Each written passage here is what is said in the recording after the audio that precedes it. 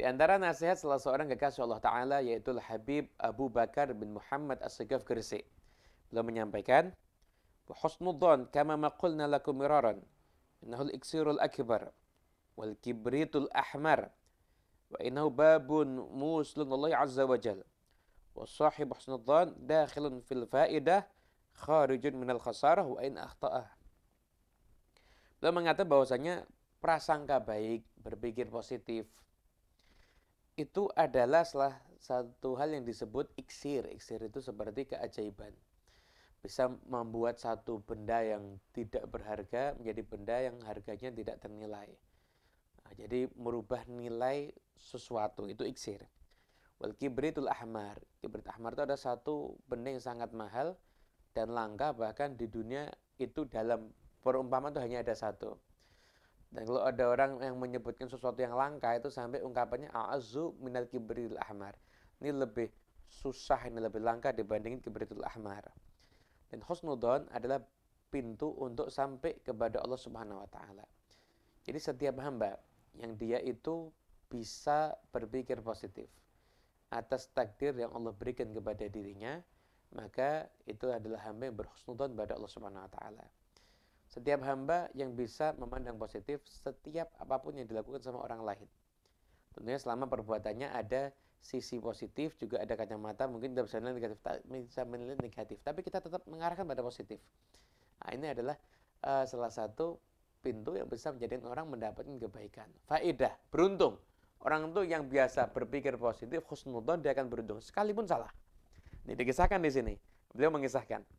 Jadi ada rombongan perampok di malam hari, mungkin mau menginap, gak dapat tempat, datang ke rumah seseorang. Ngakunya kami ini para pejuang fisabilillah. Lah, Sohibul Bait itu memuliakan orang-orang itu. Dianggap ini betul-betul pejuang fisabilillah. Malam menginap di sana, makan di sana. Kemudian di rumah itu ada seseorang yang sakit. Maka Sohibul Bait kemudian meminta pada para perampok itu, karena dianggap ini orang-orang soleh ini, para pejuang fisabilillah mujahid ini, minta masing-masing untuk mendoakan, ini ada yang sakit, bahkan itu suruh niup ke orang yang sakit tersebut. Akhirnya rombongan ini ya udah dah dituruti aja dah, daripada terbongkar identitas aslinya perampok, lebih baik ngaku mujahid fisabilillah, didoakan, yang sakit itu ditiup-tiup dan lain sebagainya. Kemudian rombongan perampok pergi. Nah, dikira Sohibul Bait pergi berjuang, nggak tahu ternyata pergi merampok. Pergi merampok ke suatu tempat yang lain, pulang lewat tempat itu lagi. Singgah lagi di rumah orang yang sama, dimuliakan lagi. Bahkan ternyata dimuliakannya lebih. Ini perampok-perampok bingung, kok lebih dimuliakan ya? Nah, setelah itu tuan rumahnya baru buka omongan. Alhamdulillah, ini barokahnya kalian semua. Ini yang sakit ini sekarang sudah dapat kesembuhan. Kalian itu mendatangkan kebaikan. Allah Ta'ala memberikan kesembuhan itu berkat kalian doakan. Berkat kalian tiup-tiup ini akhirnya sembuh. Maka para perampok ini satu sama lain saling memandang. Kemudian setelah itu mereka berkata, orang ini berprasangka baik kepada kita. Bahwa kita ini orang gak benar, perampok, kriminal, tapi orang ini berprasangka baik kepada kita. Dan hasilnya apa? Allah Ta'ala memberikan kepada dia sesuai dengan prasangka baiknya. Lalu kenapa kok kita ini gak husnudzon pada Allah Ta'ala ya?